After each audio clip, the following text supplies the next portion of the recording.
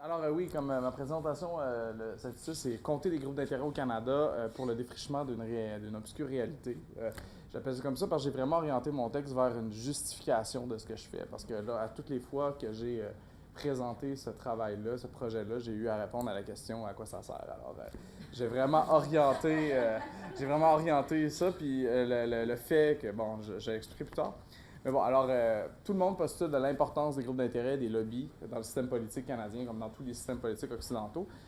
Mais le champ de recherche des études sur les groupes d'intérêt reste très, très, très marginal ou restreint en sciences politiques, du moins comme phénomène dans son ensemble. On va beaucoup utiliser les groupes d'intérêt pour étudier des phénomènes micro ou des événements micro, ou par exemple un projet d'infrastructure en environnement, par exemple, on va étudier le rôle des groupes d'intérêt là-dedans, mais rarement dans l'impact qu'il va avoir sur le système canadien, où on reste très, très théorique à ce moment-là lorsqu'on en discute, et il y a peu d'ouvrages qui ont été écrits dans cette orientation-là au Canada depuis longtemps.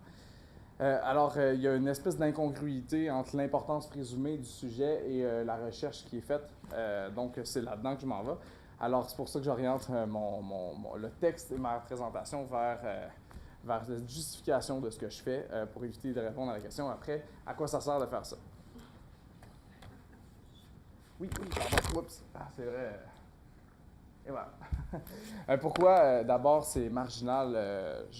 C'est quelques hypothèses. Pourquoi les groupes d'intérêt sont un sujet ou un champ d'études assez marginal en sciences politiques et en sciences politiques canadiennes. D'abord, c'est que la science politique est orientée vers les institutions majoritairement, traditionnellement également, et les groupes d'intérêt, c'est vraiment quelque chose de social. Beaucoup. Je ne dis pas que la science politique n'est que sur les institutions, mais il y a un biais clair envers les institutions.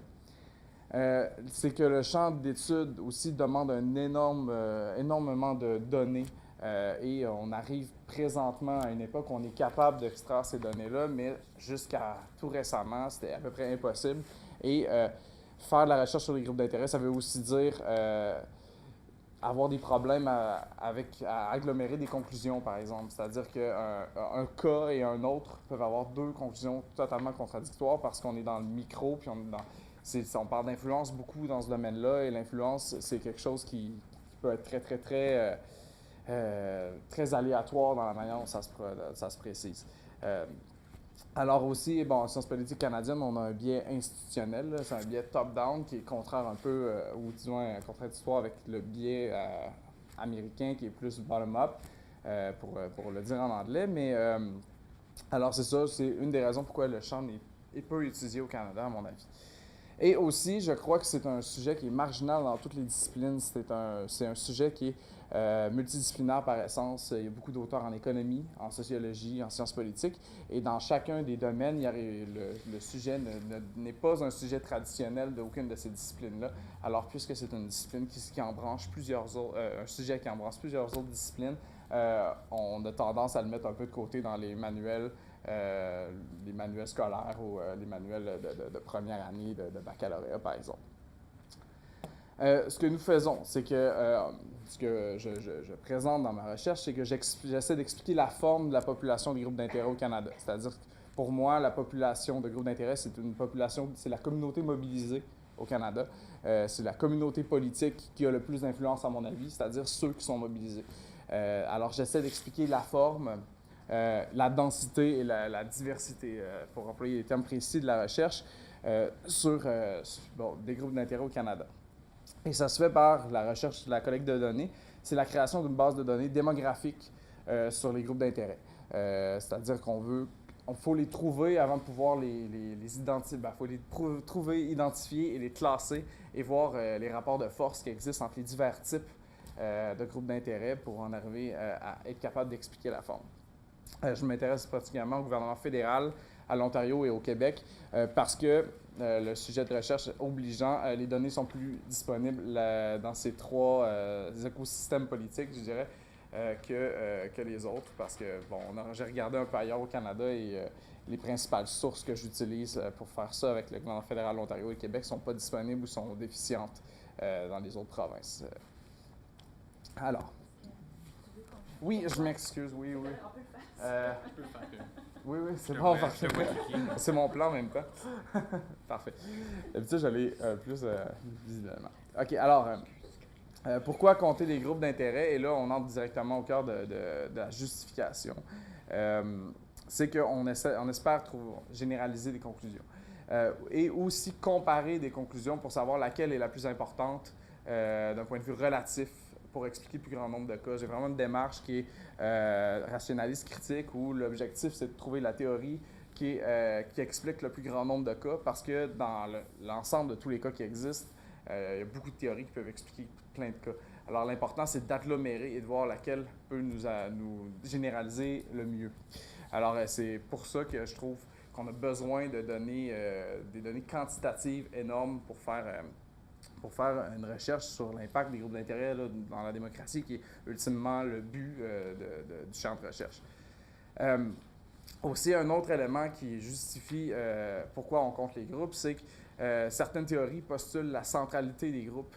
Ça revient au premier point, c'est-à-dire qu'au Canada, c'est peu fréquent, mais le pluralisme, le néopluralisme, ce sont des théories qui placent les groupes comme le point de départ de la relation causale entre la forme des politiques publiques et le point de départ de la relation causale, c'est-à-dire les groupes d'intérêt. C'est les groupes d'intérêt et la distribution du pouvoir, par exemple, qui vont amener la forme des politiques publiques. Donc, à ce moment-là, s'il existe des théories qui ne sont pas invalidées, il faut quand même les étudier. Et si le point de départ, ça reste les groupes d'intérêt, on doit en arriver avec quelque chose.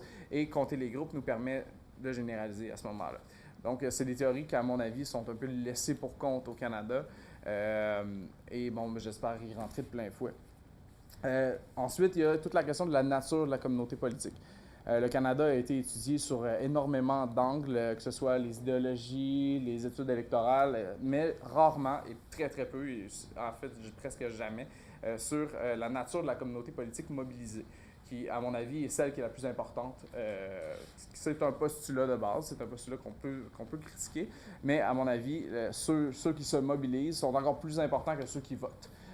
C'est un postulat de base de la théorie néopluraliste qui est comme la métathéorie qui m'encadre dans mes recherches.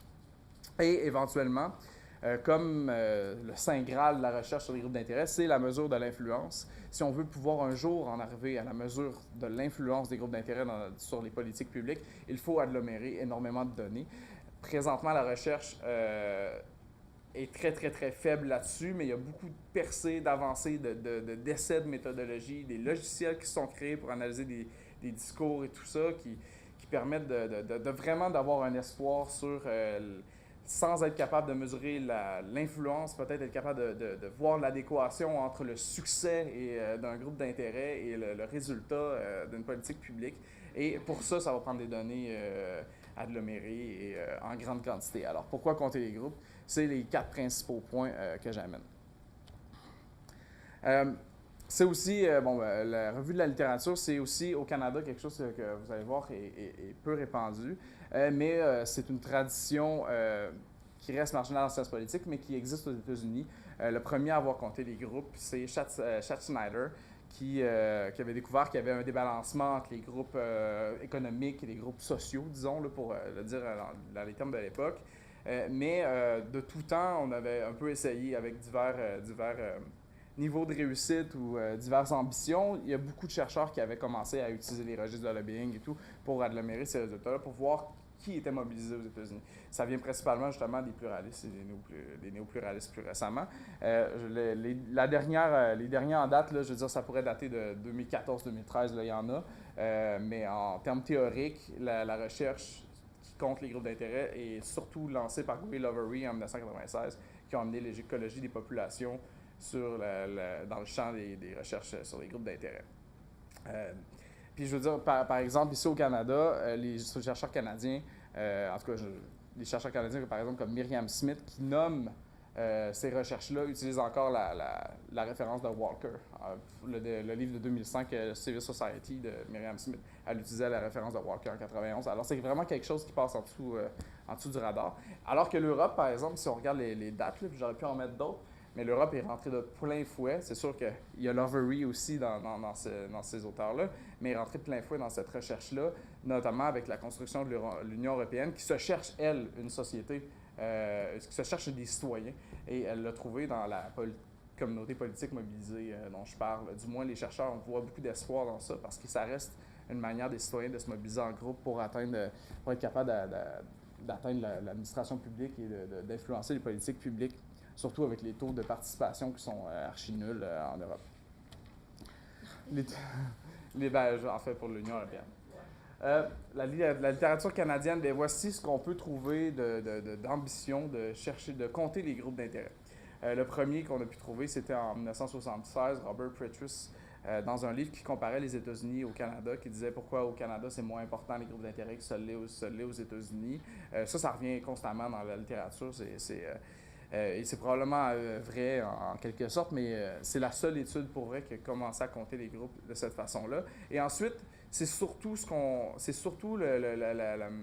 ils ont calculé l'augmentation des groupes d'intérêt. En fait, c'est qu'ils prenaient, la plupart des autres auteurs qui sont là ont pris des institutions précises, des dates précises, et ont comparé deux dates avec deux nombres de groupes d'intérêt.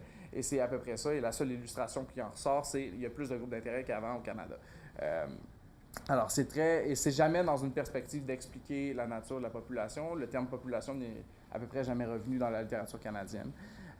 Donc, à ce moment-là, c'est ça. C'est modestement ce qui a été fait au Canada à ce moment-là. Alors, qu'est-ce que l'écologie des populations? Encore, il y a plusieurs couches théoriques à mon travail. D'abord, on est plus néo-pluraliste dans la métathéorie. Ensuite, on utilise l'écologie des populations. Et ensuite, il y a